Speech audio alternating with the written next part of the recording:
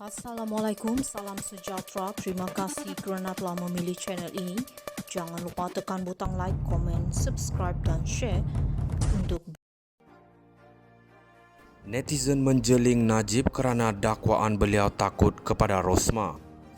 Bekas Perdana Menteri Datuk Seri Najib Razak yang dipenjarakan sedang merasai satu lagi pil pahit dari balik jeruji besi dengan komen jenakanya di platform X berhubung subsidi diesel yang disasarkan.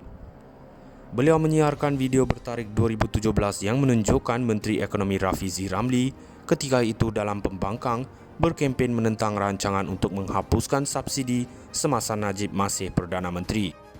Najib berkata rindu zaman berguling-guling tuntut kembalikan subsidi.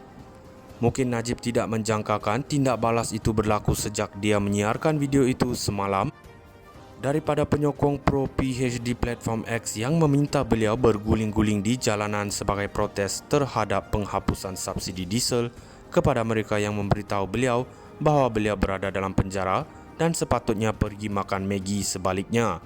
Komen-komen tersebut sangat negatif. Seorang pengguna X terkenal, Syed Akramin, memberitahu Najib cukuplah dia yang takut dengan isterinya dan kini mahu menunjuk-nunjuk. Seorang pengguna memuat naik kartun dengan caption, "Boleh saya nasihatkan anda?" mengimbas kembali audio yang bocor kononnya daripada isteri Najib, Rosmah Mansor. Segelintir suara menyerang PH dan Perdana Menteri Datuk Seri Anwar Ibrahim atas janji-janjinya yang lalu untuk menurunkan harga tol, harga minyak dan sebagainya. Janji yang tidak pernah ditunaikan sejak PH berkuasa. Netizen menjeling Najib kerana dakwaan beliau takut kepada Rosmah. Bekas Perdana Menteri Datuk Seri Najib Razak yang dipenjarakan sedang merasai satu lagi pil pahit dari balik jeruji besi dengan komen jenakanya di platform X berhubung subsidi diesel yang disasarkan.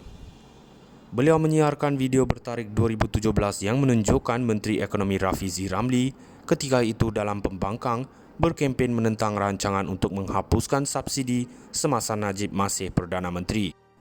Najib berkata rindu zaman berguling-guling tuntut kembalikan subsidi. Mungkin Najib tidak menjangkakan tindak balas itu berlaku sejak dia menyiarkan video itu semalam daripada penyokong pro-PHD platform X yang meminta beliau berguling-guling di jalanan sebagai protes terhadap penghapusan subsidi diesel kepada mereka yang memberitahu beliau bahawa beliau berada dalam penjara dan sepatutnya pergi makan Maggi sebaliknya. Komen-komen tersebut sangat negatif. Seorang pengguna X terkenal, Syed Akramin, memberitahu Najib cukuplah dia yang takut dengan isterinya dan kini mahu menunjuk-nunjuk. Seorang pengguna memuat naik kartun dengan caption, "Boleh saya nasihatkan anda?" mengimbas kembali audio yang bocor kononnya daripada isteri Najib, Rosmah Mansor.